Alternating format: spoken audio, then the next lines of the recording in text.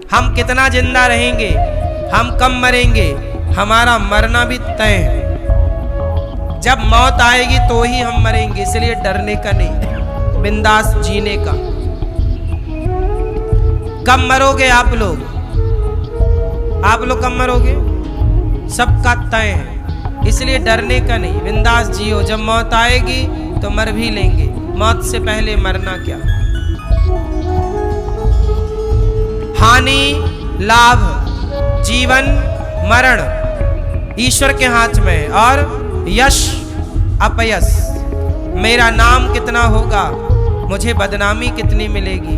जब आपको बदनामी मिले तो भी समझना कि ये सब यश मिला है, तो अपयश भी तो मिलेगा ना मेरी माँ।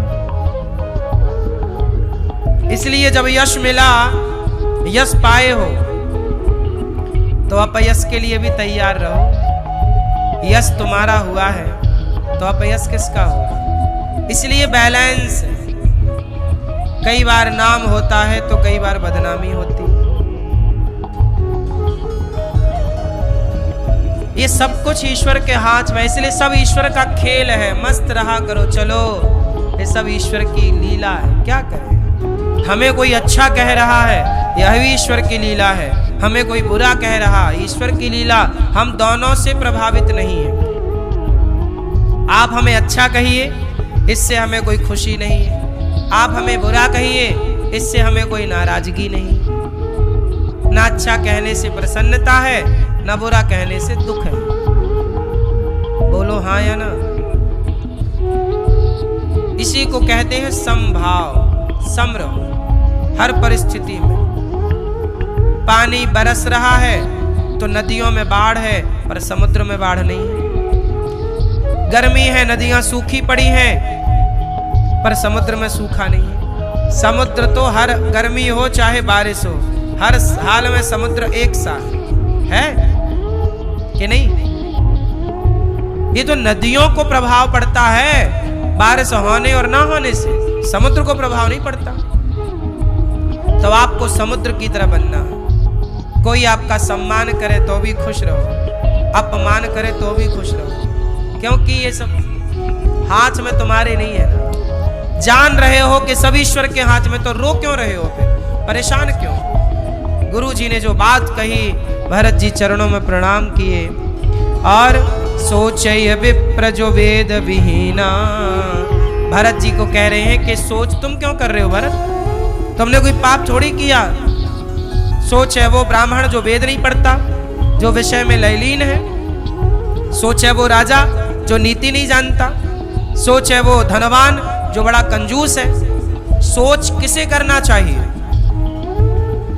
आज एक लड़का मेरे से बोला, गुरुजी हम तिलक लगाते हैं, स्कूल कॉलेज में जाएंगे, अलग दिखेंगे, लोग हंसेंगे। हमने कहा तुम क्यों सोच रहे हो, तुम क्यों परेशान हो रहे हो। आज शर्म उन्हें आनी चाहिए जो झूठ बोल रहे हैं, शर्म उन्हें आनी चाहिए जो जुआ खेल रहे हैं, शर्म उन्हें आनी चाहिए जो शराब पी रहे हैं, शर्म उन्हें आनी चाहिए जो बहन बेटियों को छेड़ रहे हैं, जो तिलक लगा करके गले में तुलसी की माला लेकर चल रहे हैं। भला उन्हें किस बात की शर्म भाई।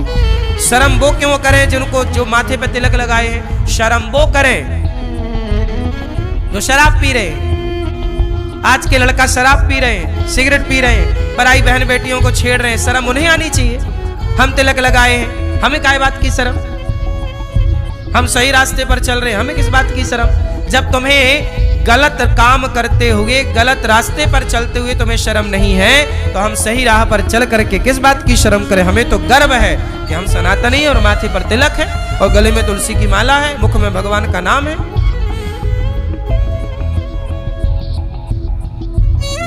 भरत जी ने दशरथ जी का अंतिम संस्कार किया, तेरहवीं इत्यादि जो पूरा एक पुत्र का कर्तव्य है, भरत जी ने सब कुछ किया। अब भरत जी सभा लगी, और सभा जब लगी ना मेरी माँ, तो सभा में निर्णय लिया गया कि भरत, अब गुरु वशिष्ठ जी आए। अब कैकेयी माँ को समझ आ गया कि मेरे से बड़ी गलती हो, क्योंकि भरत ने तो अब देखना छोड़ दिया ना। जिस भरत के लिए पूरा प्रपंच रचा कैकेयी ने, वो तो उल्टा पड़ गया। अब तो भरत माँ कहना छोड़ दिए। है ना। इसलिए कहता हूं हर जगह बेटा ही गलत नहीं होता, कई जगह माँ भी गलत होती है, कई जगह माँ बाप भी गलत होते हैं। हर बार पर, हर जगह, हर बात पर कई बार बेटे ही गलत हों ऐसा नहीं। बताओ भरत और कैकेयी में गलत कौन है? भरत की कैकेयी?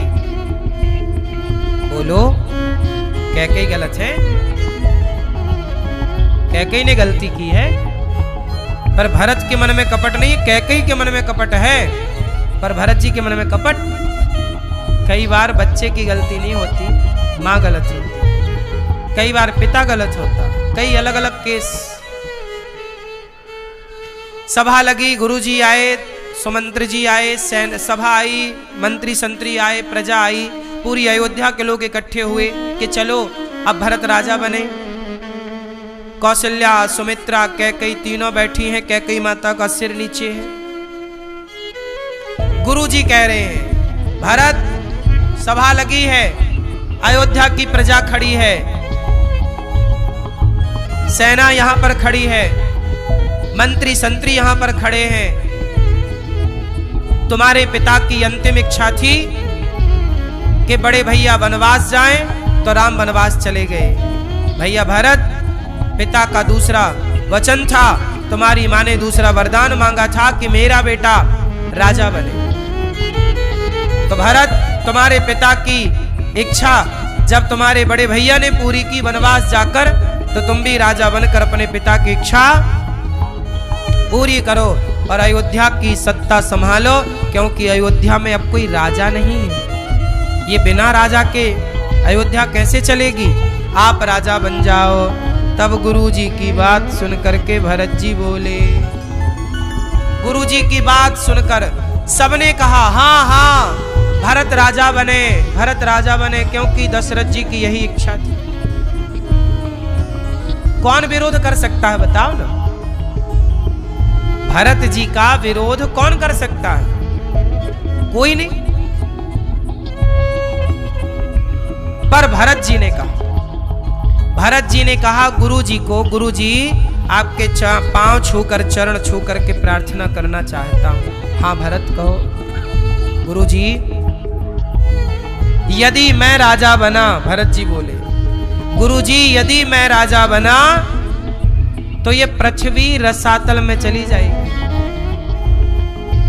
वशिष्ठ जी बोले क्यों? इस धरती पर रावण जैसा पापी है, उसके पाप से पृथ्वी रसातल में नहीं गई। हिरण्याक्ष, हिरण्यकश्यपु जैसे पापी भय, उनके पाप से पृथ्वी रसातल पर नहीं गई। भरत, तुम्हारे राजा बन जाने से पृथ्वी रसातल में कैसे चली जाएगी? तब भरत जी ने कहा कि गुरुजी आप बताओ कि पृथ्वी को उम्मीद किससे है? धर्म की। क्या धरती को धर्म की उम्मीद रावण, कुंभकर्ण, हिरण्याक्ष, हिरण्यकश्यपु से है? बोलो। इस धरती को भी धर्म की उम्मीद हम रघुकुल के वंशज भरत जैसे हम लोगों पर ही तो पृथ्वी का धर्म टिका है, और हम ही अपने भाई को वनवास भेजकर भाई की संपत्ति पर कब्जा करके राजा बन जाएं, तो पृथ्वी भला किसके धर्म से टिकी रहेगी? भाई गुरुजी, हम जैसा भाई अपने भाई को वनवास भेजकर उसकी संपत्ति हड़प लें, आप बताइए धर्म के अकॉर्डिंग तो इसके राजा राम है ना अयोध्या के। पिता ने यही तो घोषणा की थी कि राम राजा बनेंगे, वो तो मेरी मां ने षड्यंत्र खेल लिया। तो बताओ धर्म के अनुसार अयोध्या का राजा कौन बनेगा? राम। मेरी मां ने तो षड्यंत्र के तहत मुझे राजा बनाना चाहा था। तो गुरुजी, क्या षड्यंत्र जीत जाएगा? क्या धर्म हार जाएगा? गुरुजी, गुरुजी, जब तक ये भरत है इस धरती पर, तब तक षड्यंत्र नहीं जीतेगा गुरुजी, धर्म ही जीतेगा। यदि मैं जीत गया, मैं राजा बन गया, तो पृथ्वी रसातल में चली जाएगी, क्योंकि पृथ्वी किसके बल पर टिकी है? धर्म के। पर आज धर्म, अच्छा ये बताओ धर्म का पालन किसके हाथ में है? सुनो, इस बात को समझाने के लिए तुम एक छोटी सी बात समझाता हूं। सुनो, एक धोबी था, वो अपने गधे को लेकर के जंगल में चराने के लिए जाया करता था। ए भैया बैठ जाओ ना, पीछे के लोगों को नहीं डिस्टर्ब आप कर रहे हैं।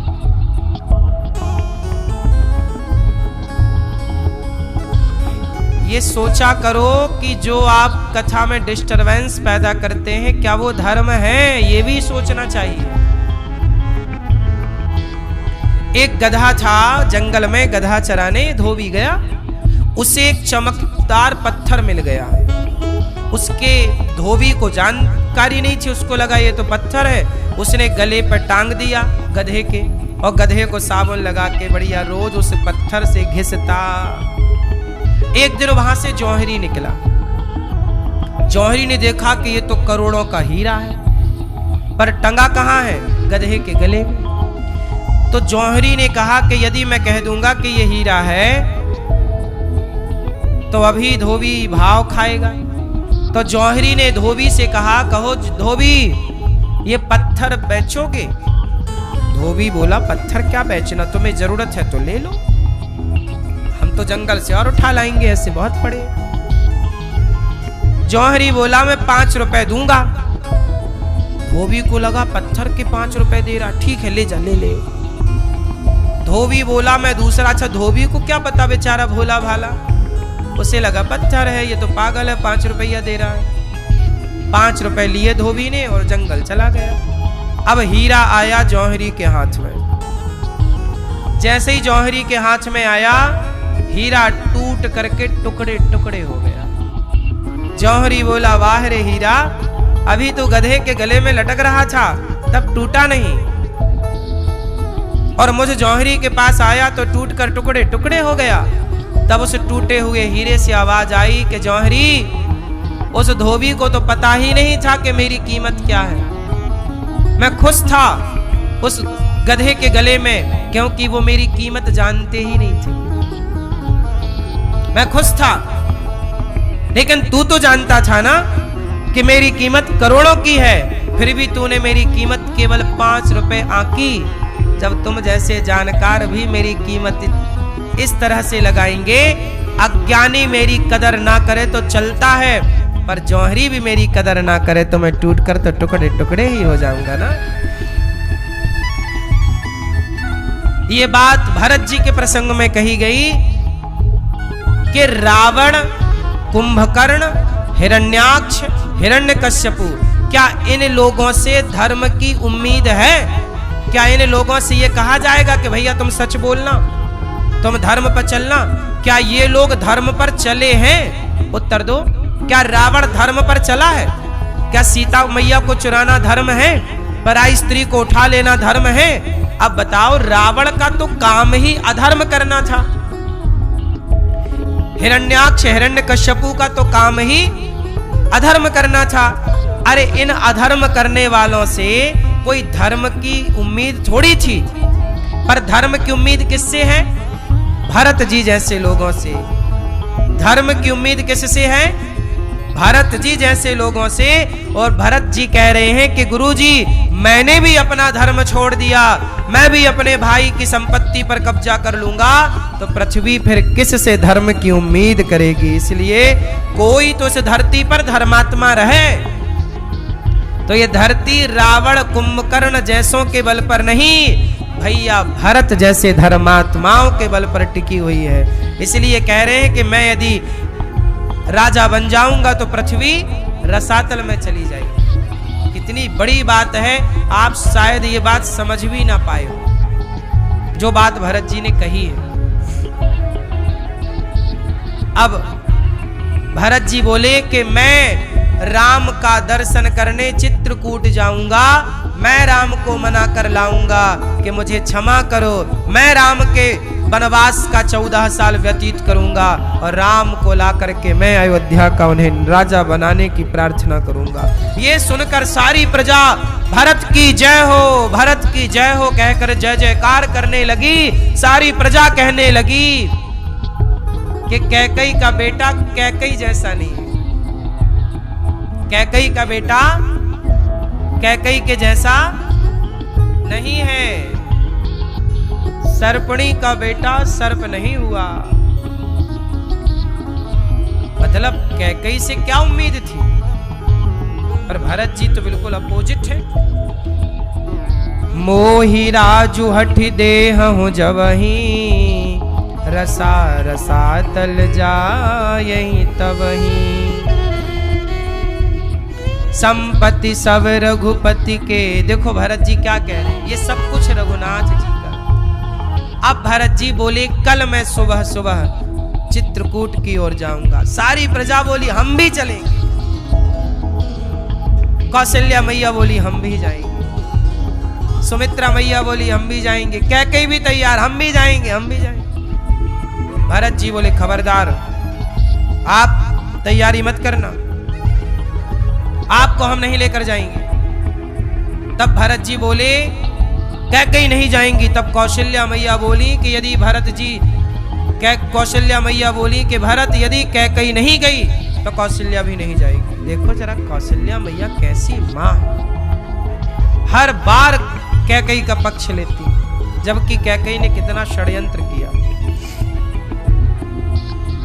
तैयारी चित्रकूट चलने की है। भरत जी नाथ सकल संपत्ति, संपत्ति सब रघुपति के आही, जो बिनु जतन चलऊं तजिताही। अब भरत जी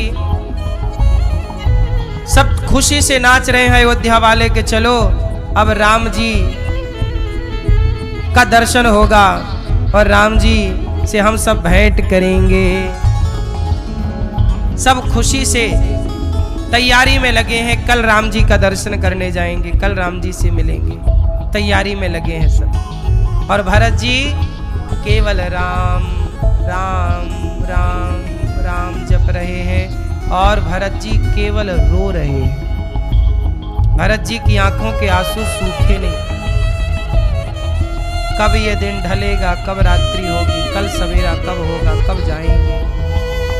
राम के बिना एक क्षण भरत जी का नहीं कट रहा है। हर क्षण भरत जी राम राम जप रहे, राम राम राम। सवेरा हुआ, चल पड़ी पालकियां, पालकी, रथ, घोड़ा, सेना। चारों द्वार पर भरत जी ने सेना तैयार की कि अयोध्या की सुरक्षा करना। भरत जी सवेरे चले। भरत जी जब चले ना तो भरत जी नंगे पांव चले। भरत जी बोले मेरे राम पैदल गए हैं, मैं सिर के बल चलूं तो कम है। भरत जी चल रहे हैं। अब इसके बाद भरत जी थोड़ा आगे चले, तमसा नदी के तट पर विश्राम हुआ। दूसरा गोमती तीर निवास। इस तरह से भरत जी आगे बढ़ते गए और चलते चलते भरत जी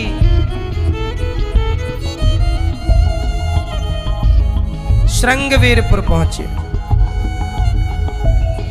श्रृंगवेरपुर पहुंचे तो वहां पर निषाद सोच रहे हैं कि लगता है राम को मारने भरत जी सेना लेकर जा रहे हैं। उन्होंने तैयारी कर ली, भरत जी से निपटेंगे।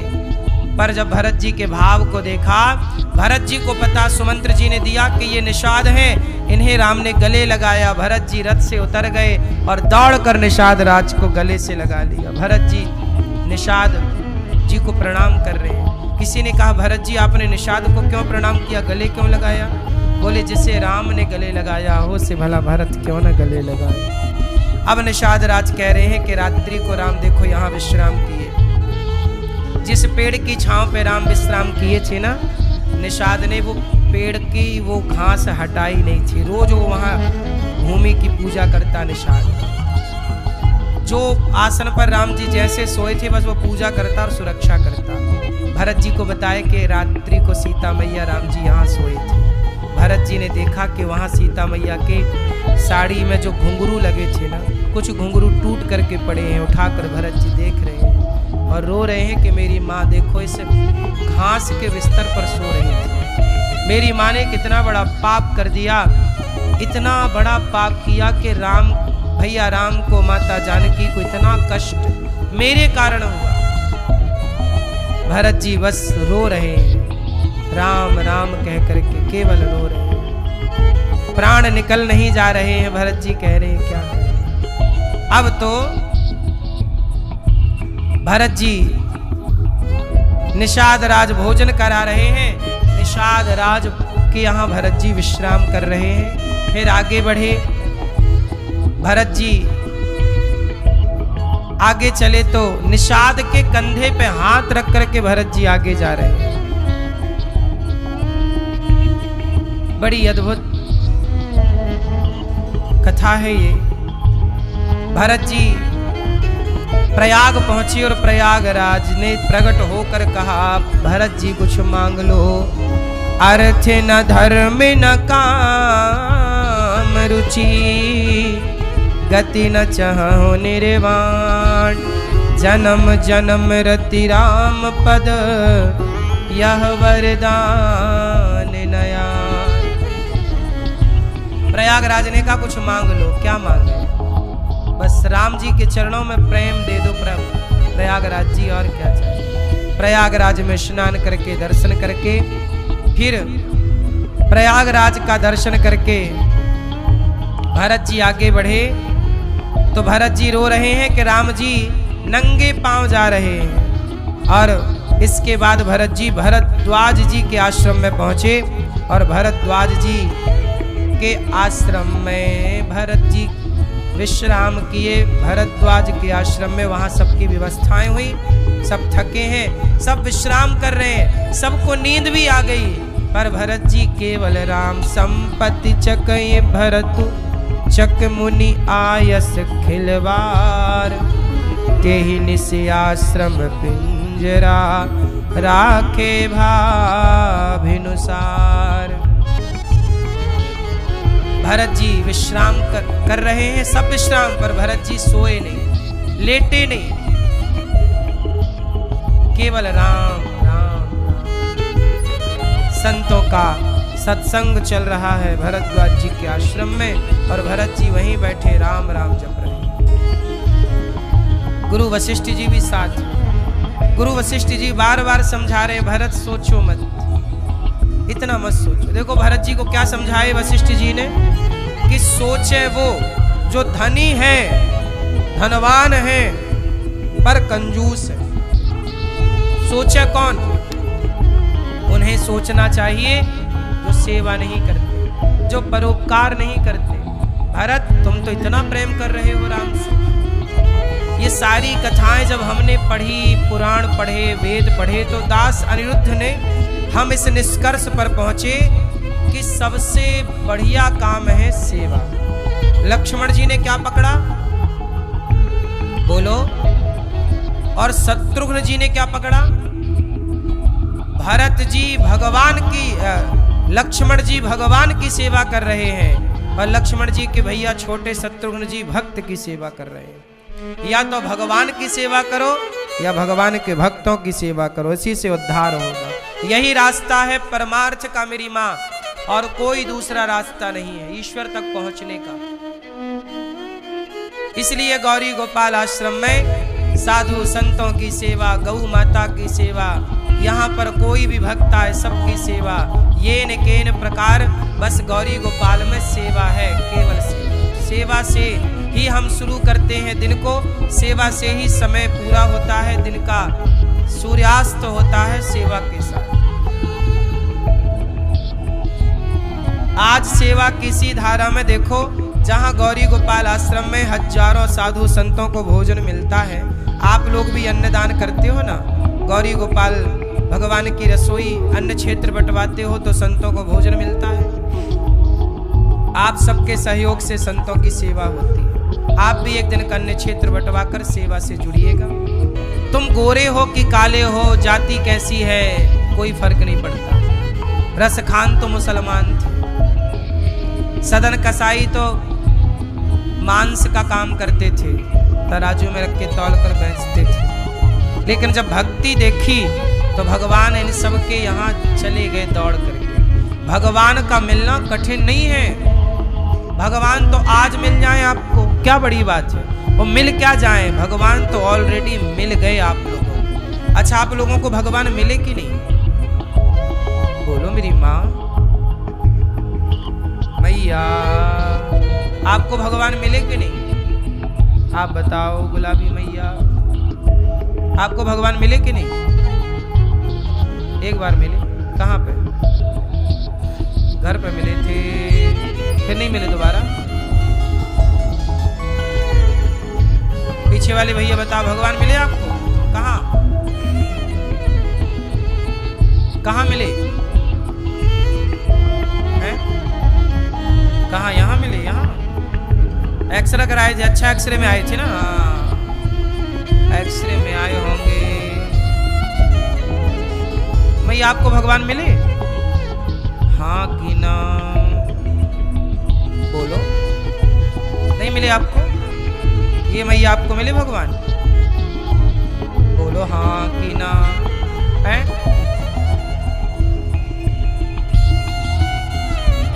भगवान सबको मिले मिलाए हैं, सबके आसपास।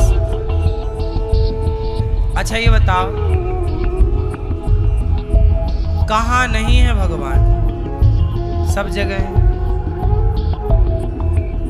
हम लोग रोज देख रहे हैं भगवान को। ये संसार में जो दिख रहा है वो कौन है? चलो बताओ, आपको क्या दिख रहा है? बताओ, ये क्या है? सब बताओ, क्या है? जोर से। अंगूठी। क्या दिख रहा है आपको? जोर से। अंगूठी दिख रही है? अच्छे से देखो, आंखें पूरी खोलो। क्या दिख रहा है? अंगूठी दिख रही है। पर हमें तो अंगूठी नजर नहीं आ रही है, हमें तो सोना दिख रहा है, गोल्ड। बताओ, इसमें सोना है कि नहीं? बोलो हाँ, सोना है। लेकिन आपको क्या दिख रहा है? अंगूठी। आपको अंगूठी दिख रही है और हमें क्या दिख रहा है? सोना। अब बताओ, आप सही हैं कि हम सही हैं? जिसे अंगूठी दिख रही है वो सही है कि जिसे सोना दिख रहा है वो सही है? बोलो, क्या सही है? ये अंगूठी बोलना सही है कि सोना बोलना सही है? बोलो जोर से। भाई, अभी इसे भट्टी में मैं डाल दूं तो अंगूठी रह जाएगी, पर सोना रहेगा तब भी। इसका मतलब अंगूठी तो एक आकृति का नाम है। इसकी आकृति जब चाहो बिगाड़ लो, डाल दो भट्टी में, दूसरा आकार ले लेगी। इसके बाले बना लो, इसका मंगलसूत्र बना लो, चूड़ी बना लो। तो इसमें जो आपने कहा कि अंगूठी है वो सत्य नहीं है, इसमें सोना जो है वो सत्य है। अच्छा बताओ, घड़ा सत्य है कि माटी सत्य है? घड़ा और माटी क्या सत्य है? घड़ा सत्य है। घड़ा नहीं था तो भी माटी थी, घड़ा है तो भी माटी है, और घड़ा टूट जाएगा तो शेष क्या बचेगी? फिर माटी तीनों कालों में है, भूत भविष्य वर्तमान, जबकि घड़ा भूत में नहीं था। जब ये कुम्हार के चक्के पर थी तब तो माटी थी। बोलो। फिर कुम्हार ने उसे आकार दिया गोल घड़े का, तब ना वो घड़ा कहलाया, और टूट गया तो फिर क्या था? मतलब वो घड़ा के पहले भी माटी है, और घड़ा है तो वो घड़ा नहीं है, वो व्यवहार में बोला जा रहा कि घड़ा है वो माटी। भैया, जैसे आपको सोने में अंगूठी दिखती है, आप कहते हो ये अंगूठी है, जबकि है सोना। उसी तरह जिसे आप संसार कहते हो, जिसे आप स्त्री और पुरुष कहते हो, एक्चुअली वो स्त्री पुरुष नहीं, वही भगवान है। जिसे आप अंगूठी कह रहे हैं वही सोना, जिसे आप घड़ा कह रहे हैं वही माटी है, जिसे आप स्त्री कह रहे हैं, पुरुष कह रहे हैं, पशु कह रहे हैं, पक्षी कह रहे हैं। ये बताओ सब में कौन है? लेकिन आप उस सब के भीतर के ईश्वर को देख नहीं पाते। आपको दिखती है स्त्री, लेकिन आपको स्त्री में ईश्वर नजर नहीं आते। जैसे आपको अंगूठी तो दिखी पर सोना नहीं दिखा। बोलो हाँ। लेकिन हमें सोना दिखा, हमने सोने को सत्य माना, अंगूठी को सत्य नहीं। उसी तरह आप स्त्री को सत्य ना मानो, स्त्री के भीतर बैठे हुए शक्ति को सत्य मानो, जिस शक्ति से स्त्री खड़ी है, चल रही है, देख रही है, सुन रही है, वो शक्ति है परमात्मा की। तो सबके भीतर उसी की एनर्जी, उसी की शक्ति है जिसको आप आत्मा कहते हैं। यदि वो चली जाए तो ना स्त्री खड़ी हो सकती है, ना पुरुष, ना आप चल सकते हैं, ना हम। बात सही है कि गलत है? तो सबके भीतर कौन सत्ता विद्यमान है? सबके भीतर कौन है? ईश्वर, भगवान है।